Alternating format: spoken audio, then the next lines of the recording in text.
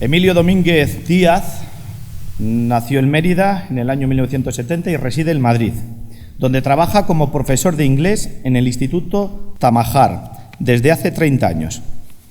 Concluida su licenciatura en Filología Inglesa en la Universidad Complutense, trabajó como auxiliar y profesor de español en Chichester College of Art, Science and Technology at West Sussex, en el Reino Unido, una vez realizado su servicio militar como caballero legionario en la primera bandera del tercio Gran Capitán I de la Legión de Melilla.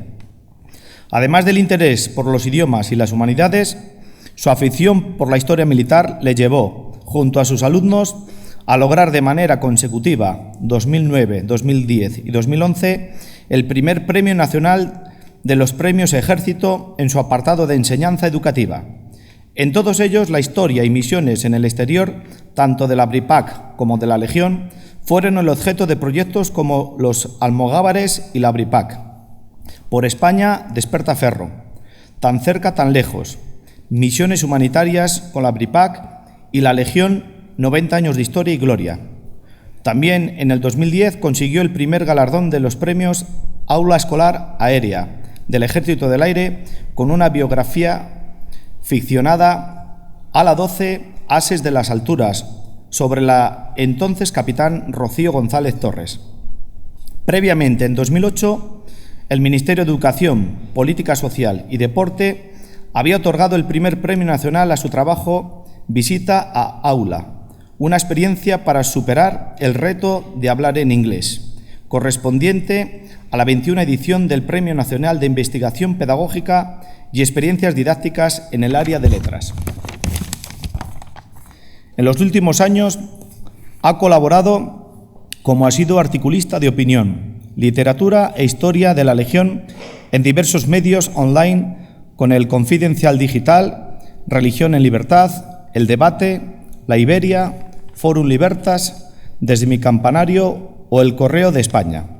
También, como comunicante o conferenciante, ha participado en varios congresos y jornadas nacionales e internacionales, tanto en Portugal como en España, sobre la historia de los almogávares, la Guerra Civil Española y autores católicos o conversos como Belloc, Chesterton, Lewis, Tolkien o el propio Roy Campbell, sobre el que en inglés y español defendió su tesis doctoral en la Universidad CEU San Pablo en el 2015, con el resultado final de sobresaliente cum laude por la obtención del doctorado Europeus.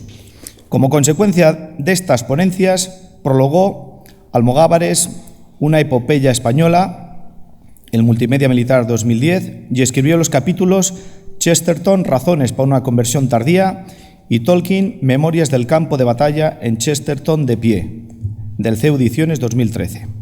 Y Tolkien, El árbol de las historias, en ediciones también del CEU 2015 al 2020, respectivamente.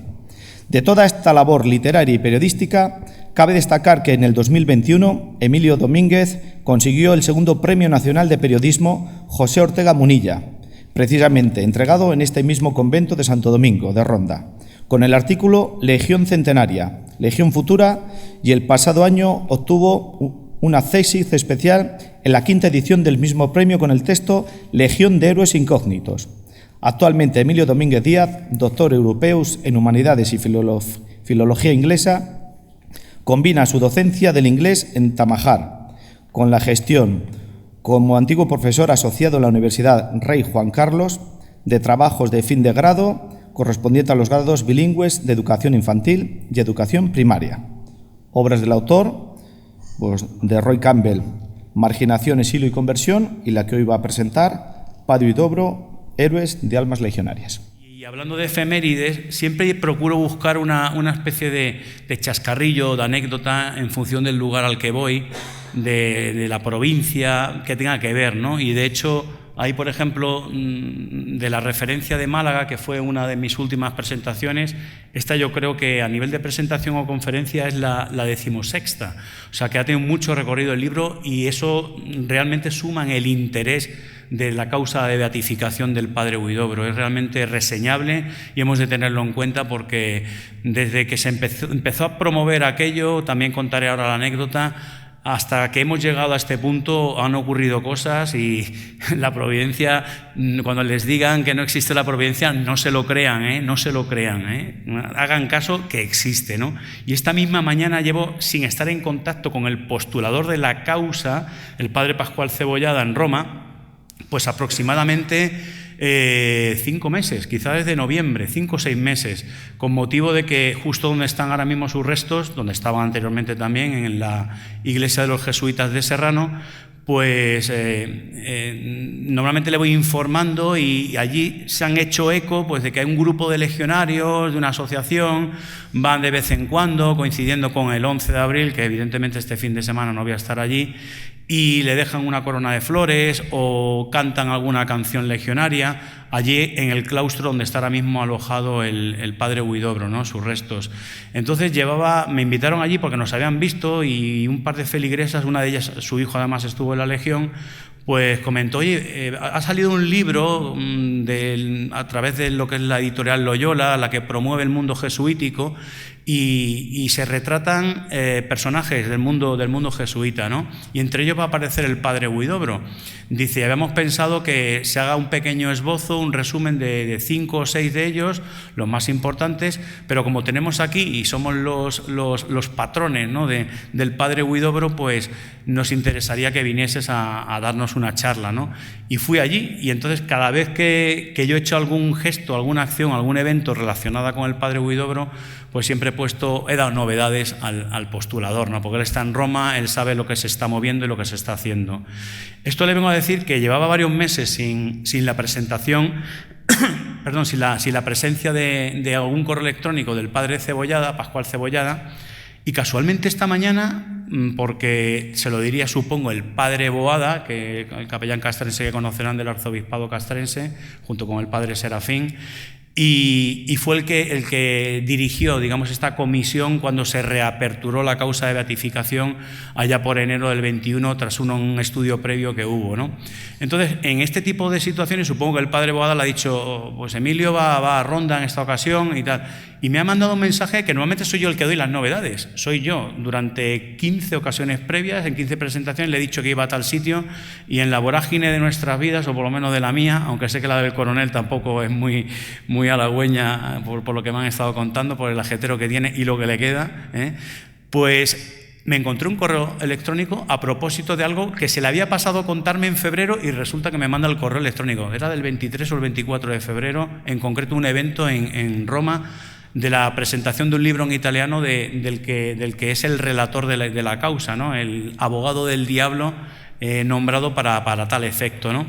Pues con todas estas situaciones, como les decía, insisto, no es la mejor biografía, para eso tendrían que recurrir a la del padre Valdés, que de hecho vivió y fue vicepostulador de la causa hasta el año 1987, año de su fallecimiento, y estuvo durante varios años, e incluso escribió esa biografía pues un par de décadas después de la muerte del padre Huidobro. No llegó, un par de décadas después de la muerte del padre Huidobro, como les decía. Hay otra, quizás repentina, por las urgencias, por las circunstancias, por lo que ocurrió, por lo que significó y que tiene gran valor para mí, que es la del padre Peiró, más reducida. Y en ese orden de cosas, de intentar buscar una anécdota que me uniese el padre Huidobro con Ronda, con el convento de Santo Domingo, con el Cuarto Tercio, con Alejandro Farnesio, me di por vencido, no encontraba nada. Y de hecho, bueno, como he visto no hace mucho que han estado por aquí la Legión extranjera, ¿no? Y se han hermanado bastante, y les he visto en sus celebraciones, en algunos vídeos, pues me acordaba de Alejandro Farnesio, me acordaba de Lepanto, de la batalla de Lepanto, me acordaba de que incluso a Alejandro Farnesio se le quería en Francia, ya por el año 1592, después de morir Enrique II, cuando proclaman rey Enrique IV, pues la liga que se forma, esa liga católica, por todas las potencias y todos los poderes eclesiásticos que había a finales del siglo XVI, más o menos derivados de lo que había sido la batalla de Lepanto unos años antes, pues es aclamado. Alejandro Farnesio es aclamado en Francia, ¿no? Con ese cariño tan especial que suelen darnos los franceses, ¿verdad? Pues es una especie de paradoja, ¿no? Pero buscando, digo, tengo que encontrar algo, y como dirían, Albricias Albarfáñez, lo encontré esta mañana Me he atrevido con el viento que hacía a darme una caminata por ahí. Iba a salir a entrenar un poquito más, pero ha sido imposible y lo reconozco, lo confieso también. En el kilómetro 7 y pico he dejado, digo, no puedo estar, porque es que era imposible por el viento, ¿no? Y digo que me intentaba buscar en el camino, digo, ¿quién fue el primer capellán castrense con el que coincide el padre Huidobro cuando viene de su exilio, cuando llega a España el 27 de agosto del 36? Casualmente, el padre Caballero, el de diario de un capellán de campaña. Y ustedes sabrán, entiendo, o pueden intuir de qué bandera era capellán el padre Caballero. Efectivamente, de la 10ª bandera Millán Astray. Así que más o menos hilando siempre he encontrado esto.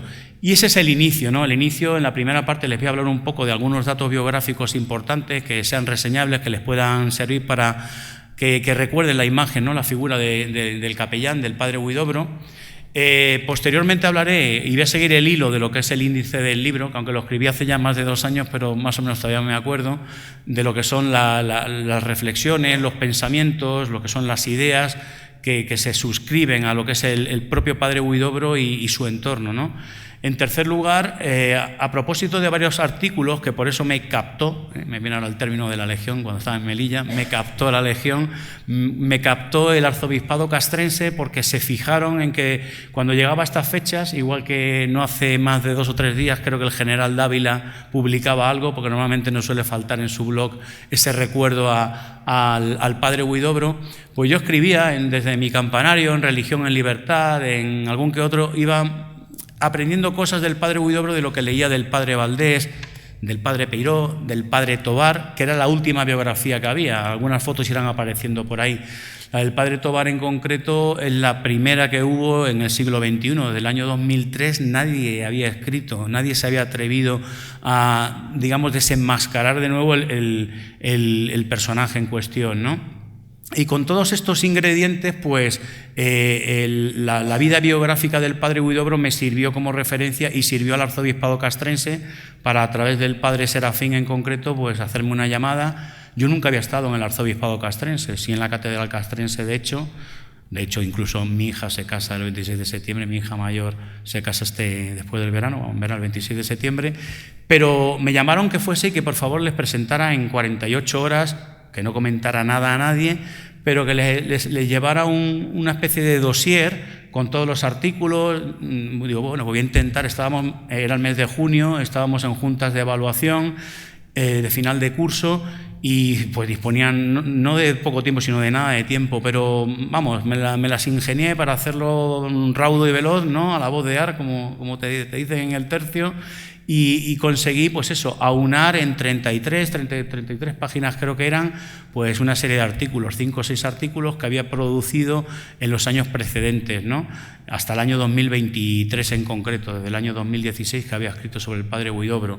Y eso, llegué allí más que nada para tomarme declaración, porque se iba a presentar esa información ya a Roma, una vez concluido el estudio de esa comisión encabezada por el padre Javier Boada. Y era el momento, ¿no? Aportar mayor peso, mayor carga, ¿no? Y darle pues un mayor rigor academicista a lo que era la propuesta de la reapertura de beatificación. Así lo hice, sin decir nada, me escapé de la Junta de Evaluación, cogí un taxi desde Vallecas, desde el colegio Tajamar, que no Tamajar, que es más difícil decir Tamajar, igual que es más difícil decir Huidrobo que Huidobro, ¿eh? Y mucha gente pues baila a lo mejor alguna de las sílabas o la colocación de la R y nos resulta luego en castellano, en español nos resulta difícil pronunciar, ¿no? Entonces salí desde Tajamar, del instituto en el que llevo 30 años y me fui directamente sin decir nada a nadie, cogí un taxi y me fui al arzobispado castrense con mi dossier en la mano.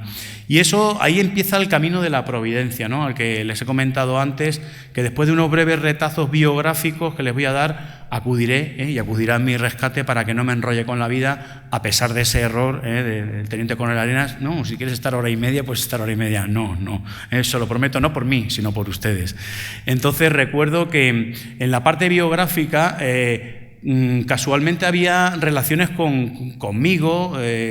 Claro, también te pones a buscar, ¿no? Cuando quieres buscar, evidentemente es como cuando tu señora, tu mujer está embarazada, 9 embarazadas y al momento vas por la calle y ves a 10 embarazadas, ¿no?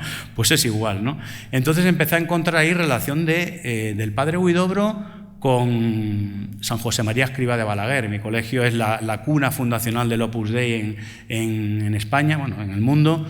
Se fundó en Vallecas, de hecho, ¿no? Ahora se han cumplido el 69 aniversario de su fundación, hace un mes o un mes y medio aproximadamente, a mitad de febrero. Y entonces, pues, había un vínculo, encontré un vínculo y la referencia de San José María Escrivá de Balaguer al propio ¿se ha apagado? No. Al propio padre Huidobro. De igual forma, pues vi también la labor y las referencias del padre William Doyle, ¿no? Esto es el padre Huidobro y varios jesuitas exiliados los que recogen los testimonios del padre Doyle, pero eso lo veremos luego con posterioridad y comentaremos aspectos relativos a esa influencia que tras fallecer el capellán irlandés en la Primera Guerra Mundial en 1917, pues cómo trasciende, ¿no?, su historia. En la Madre Teresa de Calcuta, pues también, ¿no? Vi que el padre Huidobro tenía vínculos con Melilla. Digo, hombre, Melilla, claro, yo Melilla lo llevo en el corazón, ¿no? No es que estuviese mucho tiempo, estuve en mi servicio militar, me alisté voluntario a la Legión y sí que tenía ahí pues ese corazoncito, ¿no? Y de hecho en el 90 aniversario, por eso ese trabajo que ha mencionado el padre en la introducción, no me lleva a mis alumnos, ¿eh? Luego sí, como premio nos invitó el teniente coronel, por aquel entonces Salgado, no recuerdo si era de la Colón o la Valenzuela, nos invitó a la Brilec, a los chavales y a mí, pasamos allí 2 días magníficos, eso no lo olvidarán en su vida, ¿no? La estancia en el tercio coincidiendo con el 20 de septiembre tras haber ganado aquel tercer premio Ejército, ¿no?, del cual me decía el teniente general Julio Salón, que era capitán cuando yo estaba en Melilla, y no coincidí en su compañía por culpa de Castillo Algar, del Gorila, del teniente coronel entonces jefe de la bandera, que se enteró que había un filólogo y me quitó de la tercera compañía y me llevó a mando bandera, ¿no? Esa fue mi historia, ¿no? Y ahí se me acabó todo mi afán guerrillero, junto a mi agrupación Alfa, de aquella huir del capitán González Alcázar, ¿no?, el 93 tercero. Entonces recordaba que la biografía me llevaba a Melilla, ¿no? Y de hecho en Melilla volví en el 90 aniversario y nos trataron divinamente. Evidentemente no es lo mismo estar en los pabellones de la UIR que estar en el Parador, ¿no? Pero bueno, allí por nuestra cuenta y riesgo, algunos que habíamos sufrido las inclemencias y toda la vida legionaria de la UIR, aquellos 2 meses, además en verano, agosto, septiembre, octubre, hasta recibir el alta de caballero legionario y de nuestros mandos, ¿no?, de los que guardo un gratísimo recuerdo, ¿no?, en concreto del teniente por aquel entonces Reyes Madridejos, que creo que ya es general, de la hora que creo que hoy ha ascendido a general de división Antonio Bernal, que lo he visto esta mañana en redes sociales, y también estaba de teniente en la compañía de Julio Salón, del sargento del Castillo, mi sargento del Castillo, ¿no?, el que está en mi agrupación Alfa. Pues toda esta gente pues sí que me formó, y fue cuando yo conocí al padre Huidobro. Melilla, pues claro, ya tenía una relación. Yo lo conocí allí a través del pater que estaba allí, y fue en el año 94, no en el 93, yo estaba en el 93, pero en el 94 cuando empecé o conocí algo de la historia del padre Huidobro y empecé a interesarme, ¿no? Lo que pasa es que yo tenía, mi vida iba por otros derroteros, ¿no? Y evidentemente, de hecho, abandoné España y estuve trabajando en el Reino Unido. Pues Melilla fue, y tiene que ver con el padre Huidobro, aunque lo desconozcamos, porque la compañía transatlántica organizó o quedó con su padre, que era ingeniero, que se construyese lo que era el puerto de Melilla a principios del siglo XX. Estamos hablando en torno a 1907, 1908. Entonces, pues en esa situación decidió la familia trasladarse a Melilla y el padre Huidobro vivió unos años en Melilla. No mucho tiempo, de hecho hizo la primera comunión en la iglesia del Buen Suceso en Melilla. La haría en el año 1911, si no recuerdo mal, sí, con 8 años. Él había nacido en marzo de 1903, pues con 8 añitos hizo la comunión en Melilla. Pero entre unos episodios que empiezan a enrarecer el ambiente, a propósito de que el tema ferroviario, aguadas que se realizaban y la presión que había geopolítica sobre la ciudad de Melilla, algo así como la de 1921, que con posterioridad, que es la que salta a la fama con el tema de la salvación de Melilla, pues se detiene todo, ¿no? Y familias que procedían, en el caso de los Huidobro, de Madrid, o de la península, pues retoman y vuelven, ¿no? Y ellos se instalan en Madrid, ¿no?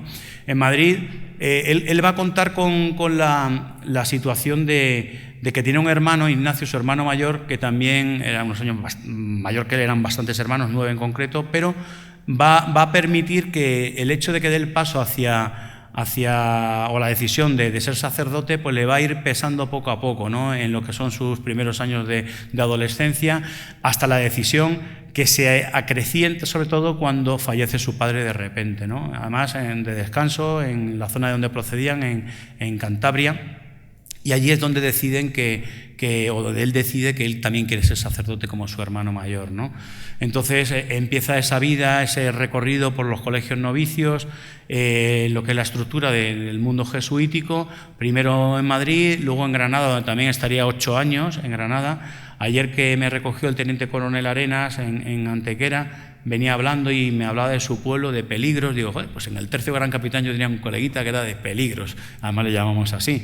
Pues casualmente no lo recordaba, y repasando algunos aspectos esta mañana, el padre Huidobro también estuvo en Peligros. Hay una serie de poblaciones, Albolote creo que era otra, Peligros, Albolote, y hay una tercera que no recuerdo al releer esta mañana la parte biográfica. Y ya les digo que llevo desde noviembre sin hacer ningún tipo de presentación o conferencia al respecto, ¿no? Y me he acordado, digo, joder, qué casualidad. Y un barrio de Granada que eran problemáticos, gente muy obrera, gente del campo también, pero ahí es donde se empieza a fraguar ese espíritu del padre Huidobro, que hemos de recordar, y seguramente no sea la primera vez que lo diga a lo largo de la presentación, que el padre Huidobro, lo que es la causa de beatificación, vale, se intenta camuflar o se intenta vender como su muerte en combate, ¿no? Porque quizás es lo más bonito, ¿no? Y de hecho, por ejemplo, aparecerán ahí imágenes, ¿no?, del famoso Hasta el último hombre de Desmond II, que además recibió la medalla siendo objetor de conciencia, que nunca se había concedido en los Estados Unidos. Pues se recuerda la película, que creo que no es muy antigua, del año 2016 o 2017, juraría que el 16, hace 10 años, dirigida por Mel Gibson, además, pero si recuerda la película, como en aquellos acantilados es capaz de salvar a la vida de 70 y tantos hombres, ¿no? Entonces, esta situación, como les decía, me hace vincularle a Melilla, ¿no?, para tener un referente. Luego el tema de su noviciado, ¿no?, por los diversos colegios en los que está. Después de Granada, esos 8 años, pues va a Aranjuez, dentro de los cursos o de los años que va en el camino de ir creciendo como jesuita, pues se le da también la posibilidad de ser profesor, de ser maestro, ¿no? Y va a ese colegio de Aranjuez, donde estuvo enterrado antes de la primera vez que le llevaron a mitad de los 50 a la iglesia de los jesuitas de Serrano, ¿eh? Estuvo también en el colegio de Aranjuez, muy poco tiempo, pero estuvo. O sea que son 4 emplazamientos los que ha tenido. Primero el cementerio de Boadilla, que fue casi de repente, una decisión de Estado Mayor o de Iruretagoyena, que era el general de división de aquel entonces, el que mandaba su bandera.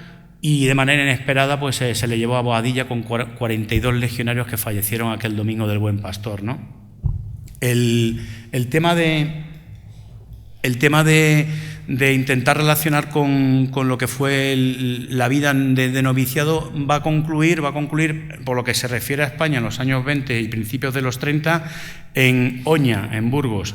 Allí en Oña entra y va a alcanzar, digamos, un cierto prestigio, hasta el punto de que, siendo uno de los más nuevos, el sacerdote o el padre jesuita que estaba allí le va a dotar, digamos, de las condiciones o las características para que sea el elemento de referente dentro del convento, ¿no? Hasta el punto que en febrero del 32, una vez ya aprobada y firmada, el 23 de enero del 32 en concreto, el 6 de febrero del 32 es cuando sale de Oña, el último, con el que mandaba la casa de los jesuitas allí, hacia Marnef, hacia Bélgica, ¿no? Después de 10 días de viaje, hasta el 16 de febrero no llegan, atravesando incluso, evidentemente Francia, con varios camiones en los que iban muchos libros, ¿no? Porque él procuró que se salvasen los libros del propio convento, ¿no? Que era un gran número, ¿no? Y él tenía ese resquemor, ¿no?, por quedarse allí, porque le habían prendido fuego durante los años o los meses anteriores,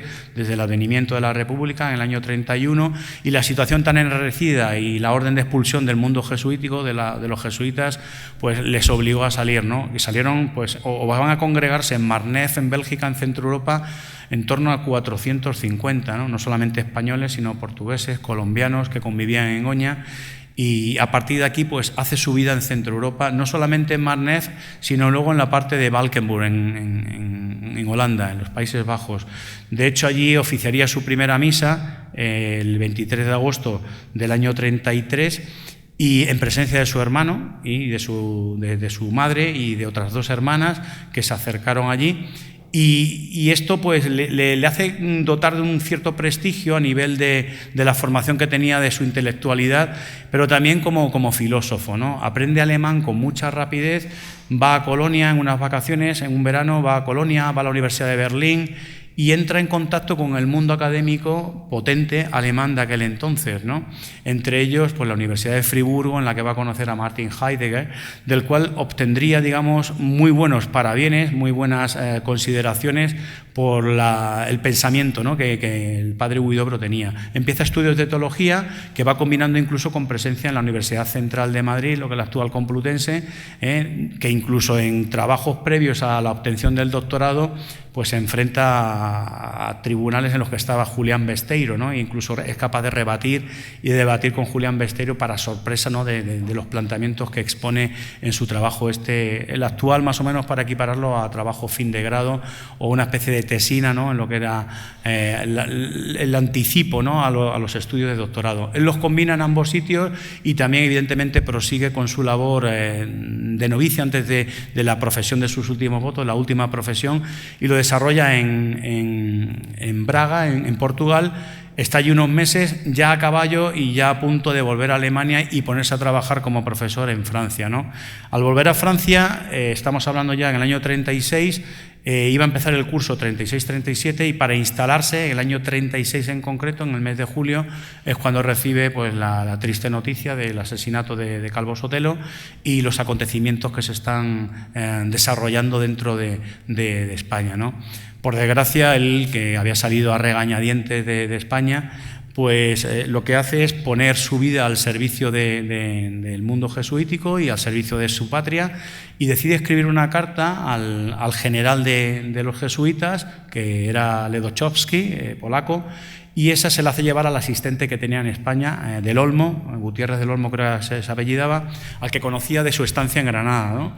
Y a partir de aquí, pues configuran, digamos, una carta modelo, porque va a haber una serie de jesuitas. Les he citado el padre Caballero en la 10ª bandera, pero había, por ejemplo, Allende Salazar, estaba en la 6ª bandera, creo recordar, Marín Triana, García Marín, y Lundain. Había una serie de casi todos, o no, eran todos, estos eran todos jesuitas, que estuvieron en diversas banderas de la Legión como capellanes titulares, e incluso algunos también surgirían como asistentes. Toda esta información del mundo jesuítico hace que el vínculo con la Legión se estrechase, ¿no? Y entonces, pues, todos tomaron el modelo del que dio el primer paso, que fue el padre Huidobro, pero ojo, no con la intención de exigir que quería servir en la Legión. Él venía prendado, han visto ahí imágenes de la bandera Cristo de Lepanto, de lo que había sido el recorrido desde cruzar África, Andalucía, Extremadura, los episodios de Badajoz, la llegada a Talavera de la Reina, donde confluye con el entonces teniente coronel Yahweh.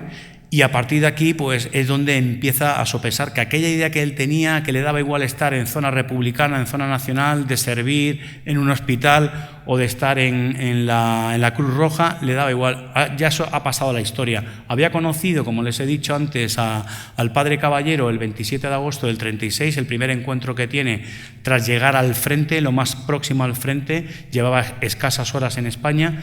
Y a partir de aquí, pues, se conoce que el padre Caballero, pues, es el que le induce a pensar de la opción o le cuenta las hazañas de la 4ª bandera, ¿no? Ese sentimiento es el que recorre su mente, ¿no? Y su propósito es, efectivamente, acercarse a Cáceres. Va a Cáceres e incluso tiene una entrevista allí en el arzobispado de Coria Cáceres, e incluso conoce en persona y habla con Franco, y le da un consejo Franco, que lo que quiere es el bien espiritual de sus legionarios, ¿no?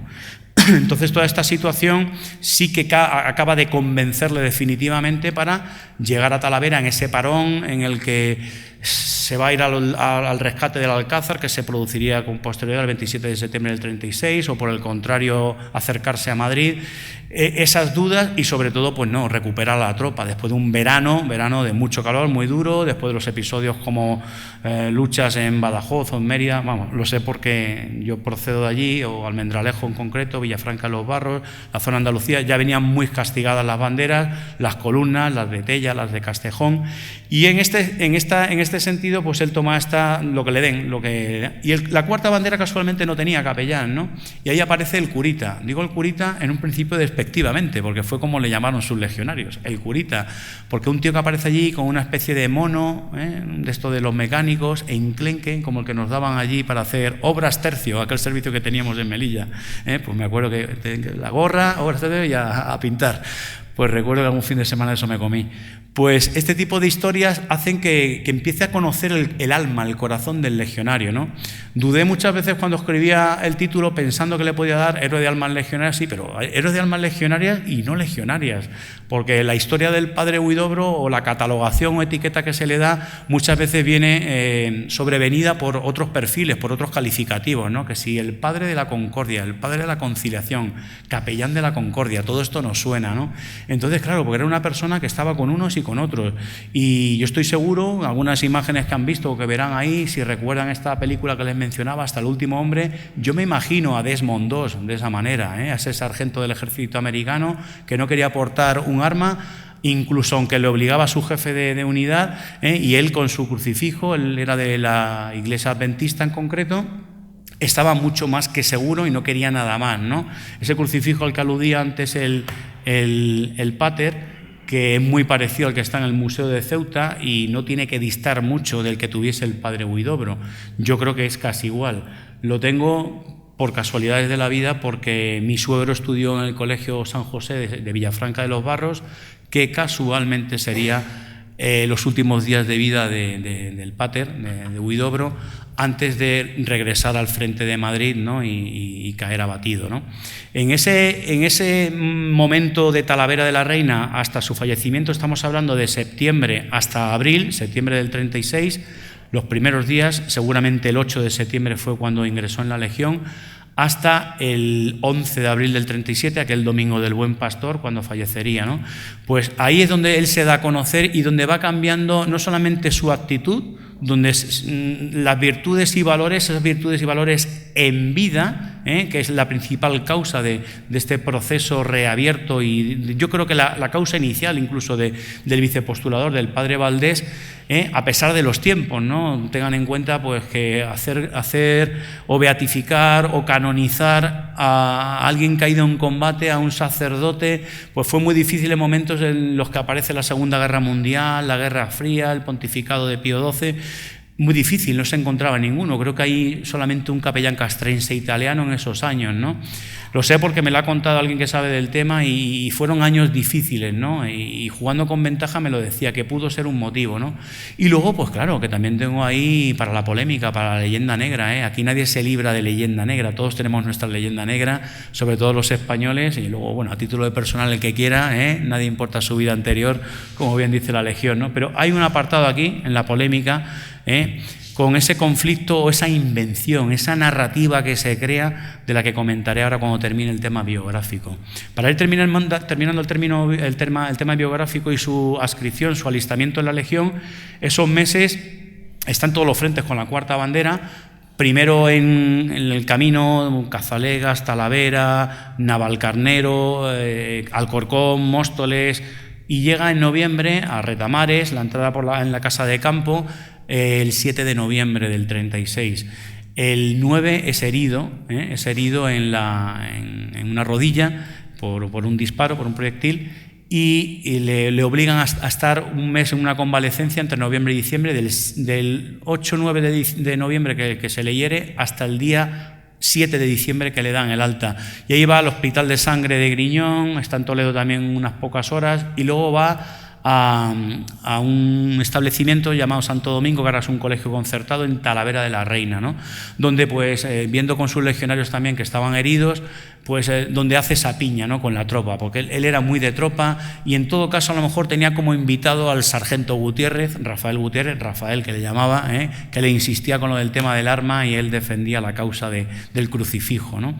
Y él lo que se gana es a la gente, ¿no?, las almas, ¿no? Cada vez más confesiones, cada vez más reflexiones, ¿no?, con lo que era el mundo de la tropa, hasta el punto que cuando se iba, a lo mejor para profesar los segundos votos, que fueron prácticamente 3 días, un triduo, o incluso cuando fue a Villafranca, el día 30 de marzo del 37, pues el hecho de no tener la figura espiritual, lo que representaba el padre Huidobro, hace que haya una honda preocupación en la tropa, ¿no?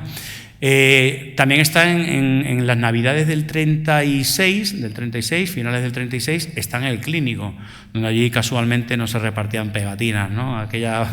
Se habla mucho de la batalla del Ebro, del Jarama, pero en el Clínico aquello tuvo que ser con plantas tomadas por unos y por otros, ¿no?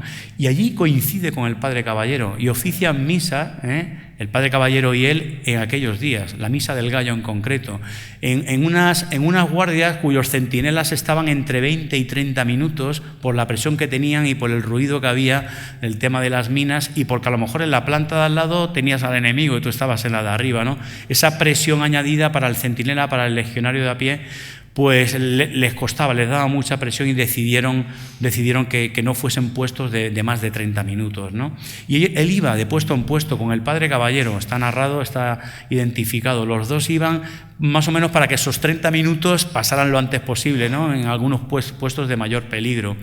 En febrero está en la batalla del Jarama. Y de hecho, cuando cae herido en abril, cuando va a realizar el último acto de profesión, que lo tuvo que acortar el 30 de marzo a Villafranca de los Barros, pues resulta que cuando el 6 de marzo ha terminado, va a Cáceres-Toledo, llega a Toledo y no sabe dónde está su bandera, no sabe si está en el Jarama, si está en el Clínico, le dice que está en la casa de campo, que está en la zona de la Cuesta de las Perdices, ¿no?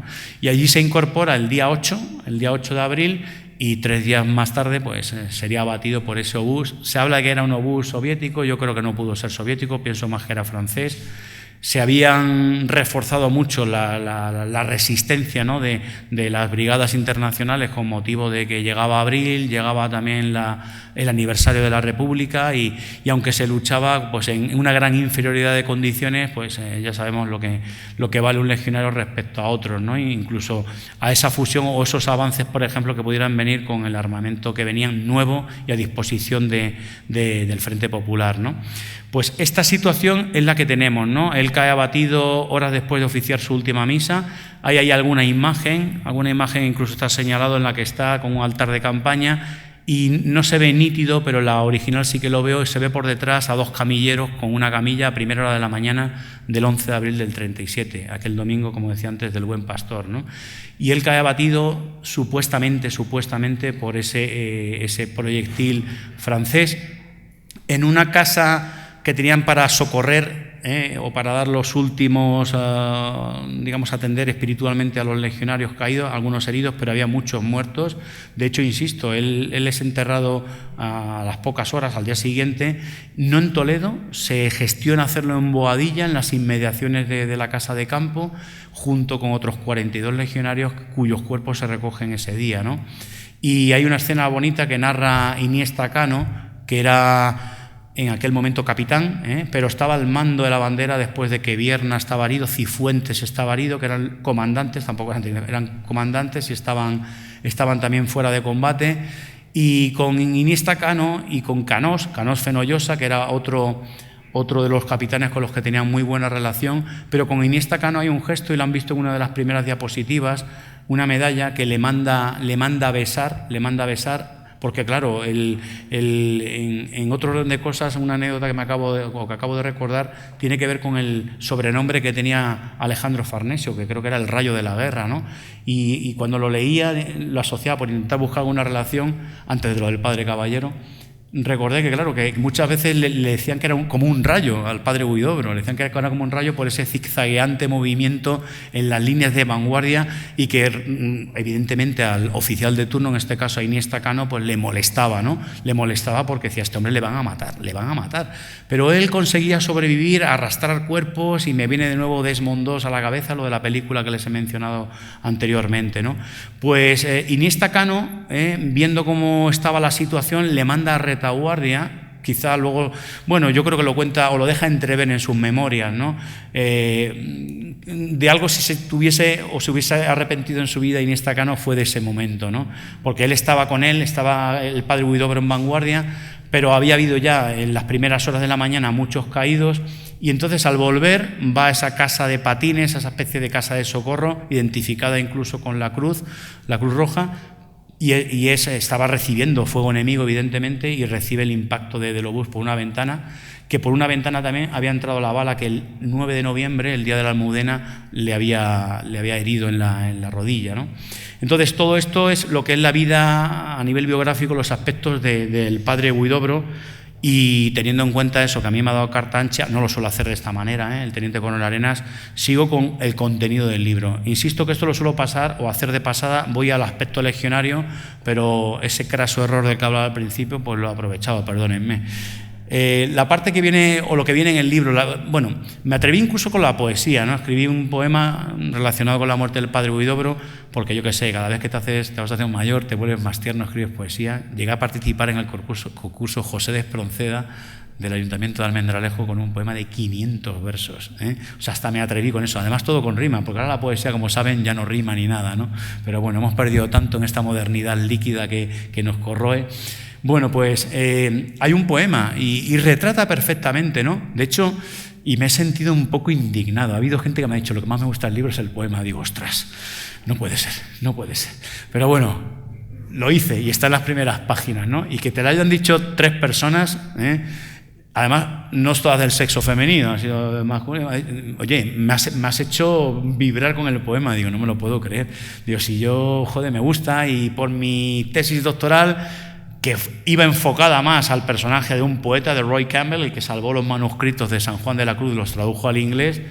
Otra historia, otra de mis causas, junto a las del padre Huidobro y las de Millán Astray, que no me embarco en causas fáciles, ¿eh?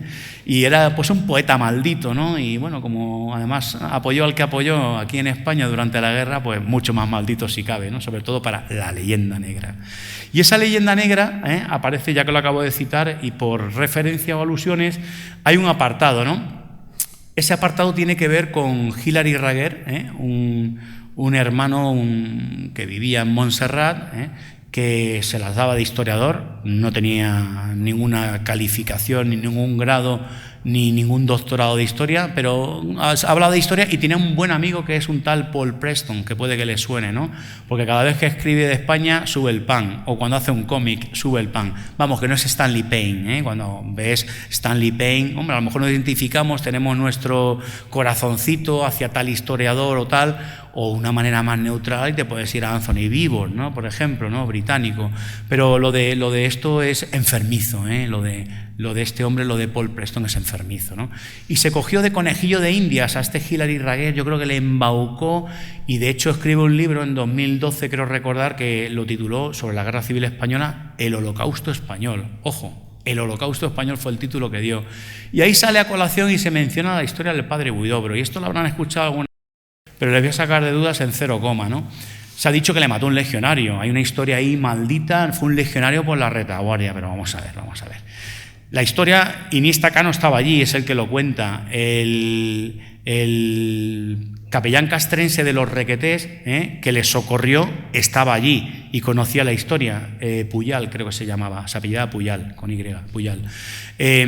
Los legionarios, cuando murió el padre Huidobro y se lo llevaron deprisa y corriendo al hospital de sangre de Griñón o de Toledo, donde fuese, a ver si se podía recuperar, que era imposible, lo primero que se encuentran es las gafas en el suelo, el portaviático en el suelo, la cabeza parcialmente destrozada. La cabeza. Es decir, que no es un impacto de una bala, de un proyectil que da en la espalda, no hay ningún rastro. Y es una duda que a lo mejor incluso, o a lo peor, pudo perjudicar esa causa de beatificación de 40 y tantos años, ¿no?, desde que se abrió por primera vez hasta la muerte del padre Valdés, ¿no?, en el año 87. Puede ser, ¿no? Ante esas dudas, pues a lo mejor los doctores tienen la Santa Iglesia, ¿no? Pues se decidiría investigar más, ¿no? Pero en esas investigaciones, en los testimonios que se han leído, aquí aparecen testimonios y, como les he dicho, hay una parte de ideas, de pensamientos, de reflexiones, ideas de su entorno jesuítico, reflexiones suyas, de parte o combinación o referencias a su familia, a su hermano Ignacio en concreto, de las personas que estuvieron con él en el frente, los legionarios, ¿no? O sea que hay unos 3 apartados de esos testimonios. Y algunos de ellos están recogidos pues, de un material de 19 cajas que hay en los archivos romanos, en Roma. Los que han estado investigando, tanto Pascual Cebollada, el padre de Cebollada, el postulador de la obra, de la causa de beatificación, en los últimos 3 o 4 años, está harto de verlo, y el padre Boada, que con motivo de su tesis doctoral, que no tenía nada que ver con esto, sobre temas de patrimonio, pues estuvo en Roma un par de años, y él quedaba 2 veces por semana con Pascual Cebollada. Dice, hombre, si lo llego a saber, hago una tesis sobre el padre Huidobro, porque me ha encantado tanto la idea o la figura del personaje, que claro, estaba tan desconocido, y dice, fíjate, he estado trabajando en esto de patrimonio, y me lo confesaba el padre Boada. Dice, si lo llego a saber, hago la tesis doctoral sobre el padre Huidobro, ¿no? Entonces, se dieron cuenta, dice, vamos a buscar algún testimonio, tiene que estar recogido en alguna parte la posibilidad de que fuese fuego amigo o que fuese a traición por parte de un legionario, por todo lo que se genera, y les intento sacar de dudas con 2 movimientos. El primero, en la convalecencia de Talavera de la Reina, ¿no? Porque escribe a Díaz Varela, creo que se llama, el teniente coronel asistente o adjunto de Franco, a propósito de las matanzas y de cómo se tratan los prisioneros en retaguardia, y escribe con una idea mediadora, además en una convalecencia bastante dolorido, está fuera de combate, y es la primera acción que llega a los oídos de Franco, ¿no? Pues de que el curita vale, no digo que no, pero es su visión, ¿no? Pero no hay ninguna reprimenda, no hay ninguna carta de Franco a él, ni del teniente coronel Díaz Varela, respecto a ello, entre diciembre y enero. No hay ninguna referencia, ¿no? Ningún tirón de oreja, ningún apercibimiento, ninguna amonestación, no hay nada. De igual forma, el tema de que murió por ese impacto en la cabeza, o en la zona en un lateral de la cabeza, lo prueban los estudios forenses. Seguramente los que hay ahora mismo no son los que había hace 89 años. Recuerden que mañana, cuando esté en el tercio, en Montejaque, 89 años se cumplen mañana exactamente, para que luego digan lo del tema de la providencia, estar yo aquí hoy, como el año pasado estaba en Santiago de Compostela, tal día como hoy, y al día siguiente estaba en el Ferrol, el 11 de abril, que surgen las fechas y salen así, y qué casualidad que coinciden, ¿no? Pues es buen momento para recordarlo, ¿no? Pero digo que los medios que hay ahora, ahora cuando se exhumaron en abril de 2024, un mes y pico, 5 semanas después, fue justo después de la Semana Santa del 24, que acabó la primera semana de abril, pues me llega a los oídos el tema de que se van a exhumar los restos. Yo no sabía nada, ¿no? Y esa providencia me hace pensar que lo que querían, lo que se pretendía reforzar era el concepto de que no había sido fuego amigo. ¿Por qué? Porque se encarga el estudio forense a 3 especialistas de la Universidad Complutense, con las que tuve el gusto de hablar precisamente el día de la inhumación, que estuvo una representación de la Cuarta Bandera, estuvo Gebrilek también allí, y esto fue en agosto de ese mismo año, ¿no? De ese mismo año. Entonces, llegas a la conclusión, y le pregunté en petit comité, que es una cosa que tampoco me quiero meter, ¿por qué no sale o por qué no se revela el contenido de la autopsia, ¿no? O el contenido de esos estudios forenses, ¿no? Y lo que sí me dijeron las tres forenses, que cómo estaba el cuerpo, lo que quedaba del cuerpo, pero que en ningún momento encontraron rastros de proyectil alguno, en la espalda del padre Huidobro. O sea que es una falacia esta de Paul Preston y del hermano Raguer, Hilary Raguer, que falleció no hace mucho, hace un par de años, 2 años y medio aproximadamente, de Montserrat. Era mentira. O sea, lo que sí que consta es incluso las referencias en la zona craneal, del impacto y sobre todo pues, los restos de la metralla. Eso es evidenciado. Como también encontraron dos cosas. Una, la herida de la rodilla que les dije del día 9 de noviembre, el rojo emblema del valor, como diría Stephen Crane, ¿no? en su obra The Red Badge of Courage. Y la siguiente, que pudo ser por traslados de estos 4 movimientos que ha habido: Boadilla, Colegio de Aranjuez, jesuitas en el 57 y 2024 jesuita, otra vez jesuitas, 2024-25, exhumación e inhumación en el mismo templo, en el mismo recinto, ¿no?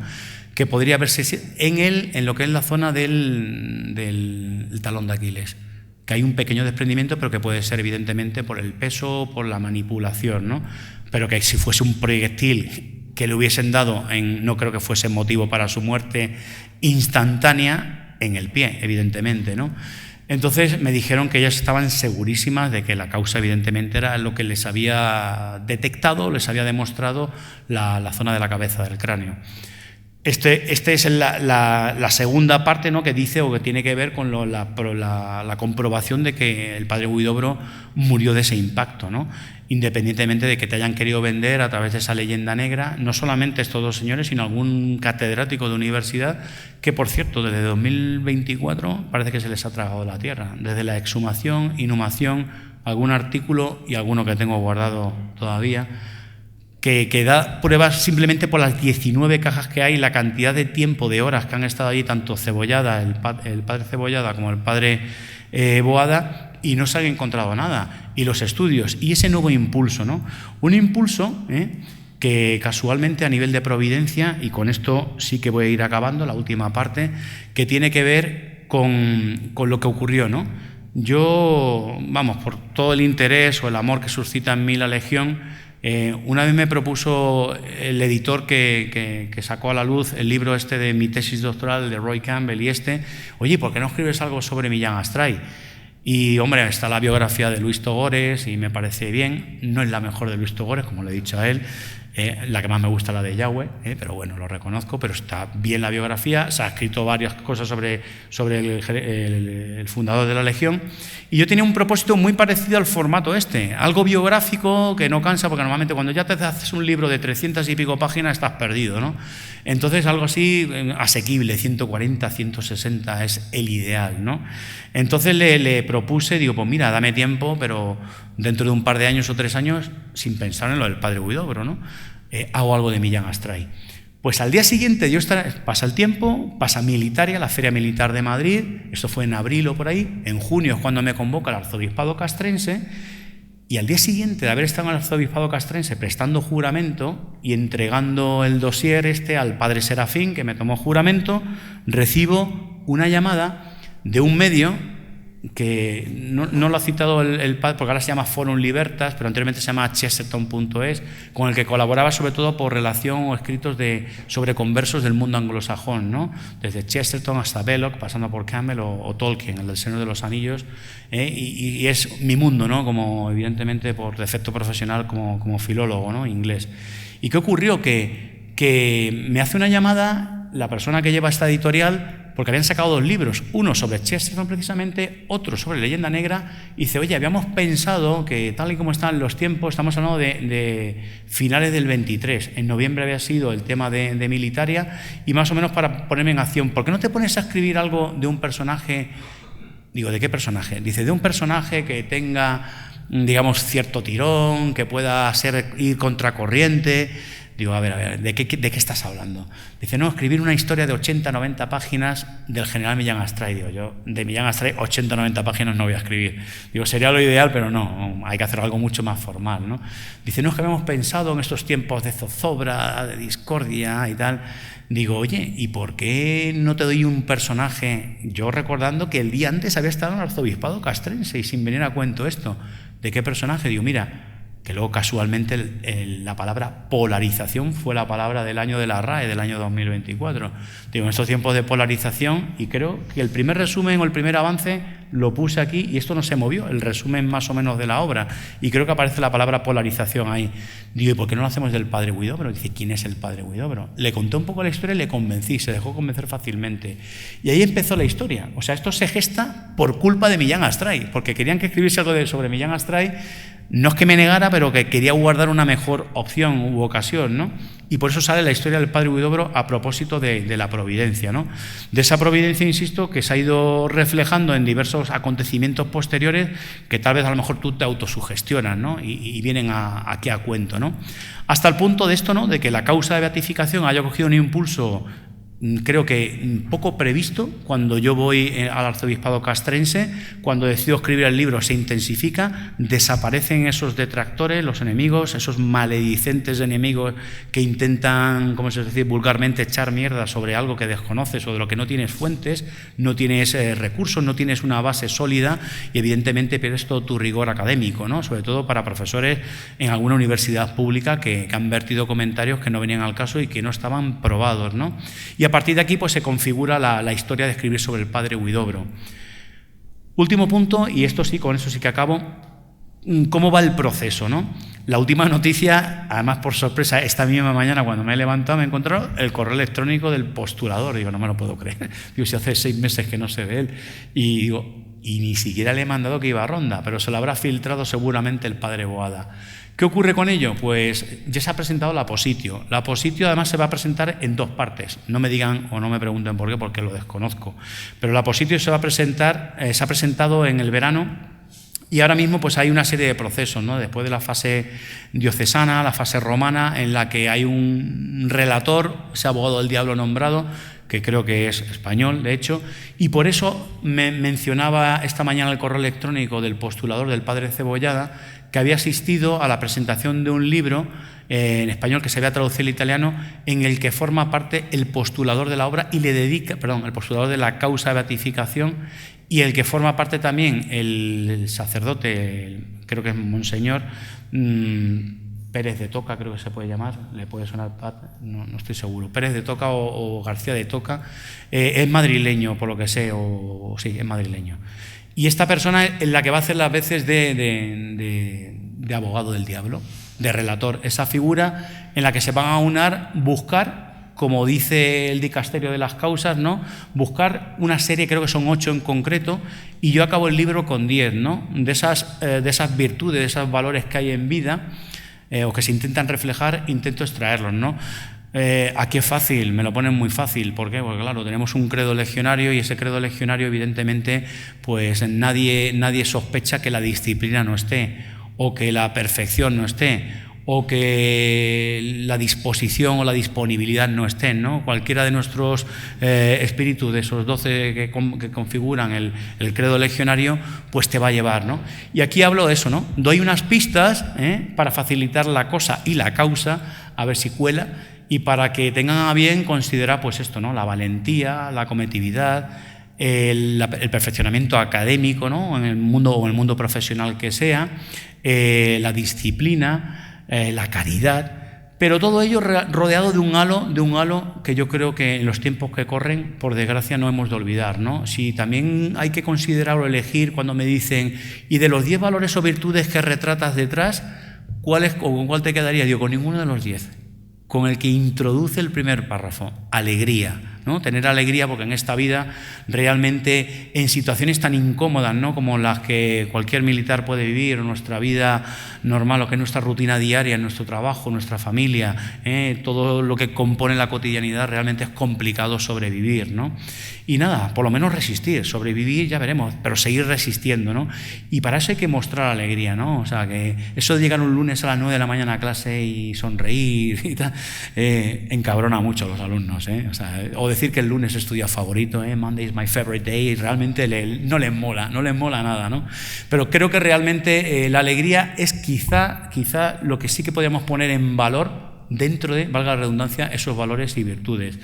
Para terminar considerando, ¿no? Pues como decía, a la muerte del padre Huidobro, que él escribía en esa intuición en Villafranca de los Barros, X días, 8 o 9 días antes de morir, en la última carta que manda a su hermano, pues que tiene la sensación de que si ha de morir será por amor, ¿no? Por amor a la patria, cuando había venido del exilio para ofrecerse y ser, digamos, el pionero, ¿no?, del resto de capellanes que se iban a configurar en las banderas legionarias.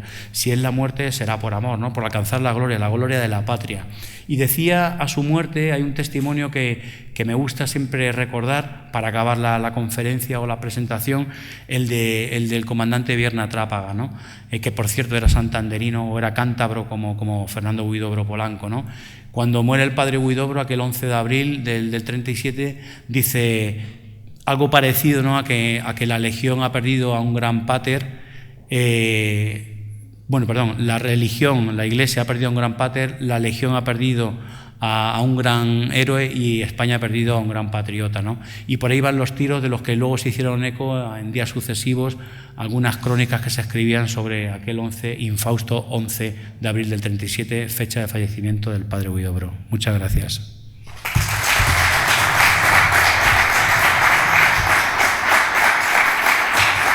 Lo que tengo que decirte es que tienes un currículum espectacular. Yo creo que ya me lo contaste, me hablaste en alguna cena de estas que preparáis ahí, la mafia del primer tercio, cerca precisamente de donde está el padre Huidobro, y alguna me permitiste asistir y me hablaste, bueno, cenamos juntos cerca, me hablaste de ti, pero claro, hace ya tiempo que nos juntamos por allí, pero claro, leído ya por el pater, pues bueno, la verdad que seas capaz de hacer una tesis doctoral en inglés y en español, me parece una barbaridad. Ten en cuenta que el que mejor habla inglés en el tercio es el pater, y se ha visto cómo he leído tus universidades. No, no ha habido crucifijo. No ha habido crucifijo que le salvara, ¿eh? O sea, eso allí en Misión Exterior. El mejor es el pater, así que imagínate cómo estamos los demás. Bueno, pero la voz de Dios es capaz de unir todo y de hacernos. Pero bueno, yo me quedo con tu currículum con dos cosas. Si alguna vez te encuentras un teniente coronel que sea menos flexible que mi teniente en Arenas, con que digas que eres legionario y centunero, yo creo que vale. Y yo me pongo en el papel de tu capitán cuando le llegase un filólogo en aquella época. Yo tuve un legionario que sabía inglés y hacía las redacciones de los legionarios para el graduado escolar. O sea que yo me imagino que tú habrás hecho de todo tipo de cosas para ayudar a tus compañeros. Y tú has dicho también que iba de culo, y efectivamente, yo cuando era teniente capitán iba siempre de culo, mis compañeros, muchos de ellos aquí, y yo decía, el coronel se está tocando las narices, el coronel seguro que está feliz. Y ahora me di cuenta que no estaba tan feliz y tan tranquilo, pero pienso en los capitanes. Y yo digo, si yo voy de culo, ¿cómo irán ellos? Entonces, pues tienes toda la razón. En estos tiempos modernos de los que has hablado, vamos muy rápido, vamos con 1000 frentes y lo damos todo para adelante. Pero sí que hemos hecho una cosa buena, que es parar. Tú le has hecho caso a mi teniente coronel, como hago yo cuando más de culo voy, me paro y me apoyo en mi jefe de unidad y en la gente que me asesora, que cuando me llega información de todas partes tengo que decidir, siempre digo, lo que me diga mi gente va a misa, porque es así. Y tú lo has hecho, has hecho caso al teniente coronel, has hablado todas las que has querido, a mí se me ha pasado volando, puedes haber estado hablando otra hora más y creo que hubiésemos estado aquí encantados todos.